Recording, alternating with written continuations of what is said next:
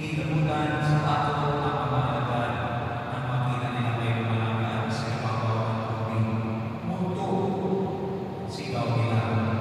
Ngunit agad siya nagsalita at sinabi sa kanila, huwag kayong matakot sa Jesus ito. At nagsalita si Pedro, Panginoon, talagang kayo iyan papariyanin ninyo ako sa ibabaw ng tubig. Sumagot siya, halika. Kaya bumagsak si Pedro sa bangka at tumataan sa ibabaw ng tubig, malapit kay Jesus. Ngunit nang mapansin niya ang siya ay natakot at nagsimulang lumubo. Sabihin niyo ang Panginoon, sigaw niya. Agad siya tinakot ni Jesus. Napakaliit ang iyong pananalin, sabi niya kay Pedro. Bakit ka nagpalinlangan? Pagkasakay nila sa bangka, tumigil ang hangin at sinabahan siya ng mga nasa bangka. Tunay na kayo ang anak ng Diyos, sabi nila. Tumawid sila sa dagat at tumawag sa Genesaret. Nakilala ni Jesus ng mga taga-doon. Agad nilang ikinakita sa palibot ng lupaing iyon ang pagdating ni Jesus. Kaya dinala nila sa kanya ang lahat ng may sakit. Hiniling nila sa kanya na ipahigop ng lamang sa may sakit kahit ang laylayan ng kanyang kasukutan. At lahat ang matahimik nito ay magaling. Mga kapatid at mabuting balita ng Panginoon. Pinupurihin na namin, Panginoon Jesucristo. Pinamahal na natin kay Kristo, may isang katotohanan na pag-ulit natin nararanasan sa buhay. Ang katotohanan ito, hindi laging kalmado ang lahat ng ating buhay. May mga gabing inawalan katapusan ang tulos.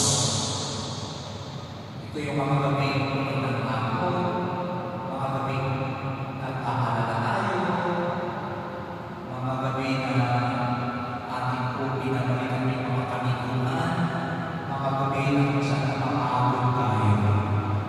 Mga kapatid sa Evangelyo ngayon, ang kita natin ang mga alagad na nasa gitna ng lawa. Malakas ang hangin, malalaki ang alon, at tila wala sa Jesus sa kanilang piling. Ngunit sa ismong sandali, akala nila wala ng pag-asa. Dumating si Jesus. Naglalakad sa ibabaw ng tubig. Ngunit po sa pananaw ng Biblia, ang dagat ay sumasali sa kaguguhan at kapangyarihan ng kasamaan. Nang lumakad si Jesus sa tubig, ipinakita niya na siya ang Panginoon ng lahat ng kaguluhan. Hindi niya agad pinahinto ang bagyo. Una niya pinagitan ang kanyang mga alagad. Bakit? Sapagkat mas mahalaga kay Jesus ang kanyang presensya kaysa sa agarang pagpaalis ng problema. At ganito rin pa lang ating sa ating unang pagbasa. Narinig natin mula kay Propeta Jeremias. Pinapaalala dito sa 1 Kings, sugatan ang bayan ng Israel. Bakit sila sugatan? Dahil sa kanilang mga kasalanan. Ngunit ang sabi ng Diyos, ibabago muli ang aking bayan. Ibig sabihin, ang sugat ay hindi magiging katapusan ng kwento. Kundi ang awa ng Diyos ang siyang mananalig. Kaya mga kapatid, nananalig, kahit ang kapustayan na nagdadaanan mo ngayon, kailangan lang natin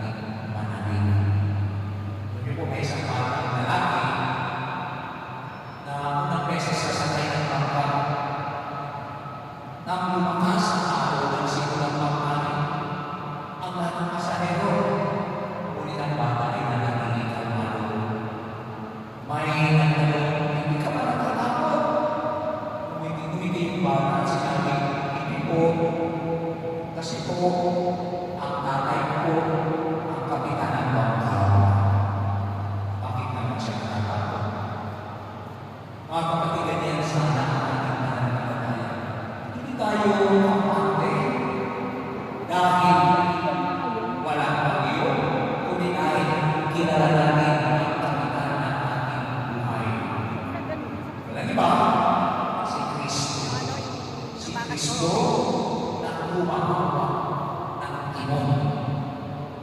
Ngayong araw, pinupilitan natin si San Juan Maria Vianney, ang patrona ng mga kaparian. Hindi po siya tanyag sa talino. Ngunit, naging nakita siya dahil sa kanyang pagmamahal. Nananalangin at lubos na pagtitiwala sa Diyos. Libo-libong tao ang nagpaliguro dahil nakita nila sa kanya ang mabuting pastor.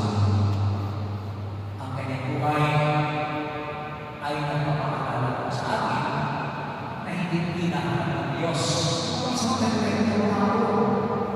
Ang hinahanap ng Diyos ay ang isang puso at nagpapatiwala ng mundo. Kaya po mga kapatid, magandang nilagay sa aming sarili. Ano ang bagyong tinatawag ninyo ngayon? May problema ba kayo? Sa inyong pamilya, sa inyong kalusugan, sa inyong kabuhayan? Kung may mabigat mo kayo pa sa ibang na ginagawa, makita natin ang ating Panginoon Jesus sa Evangelyo. Sabi niya sa kanyang mga apostles, lakasan niyo kami ito. Ako ito. Huwag kayo matakot. Mga kapatid, hindi na agad mawala ng Diyos. Hindi tayo nag-iisa sa bangka ng buhay. Kaya po sa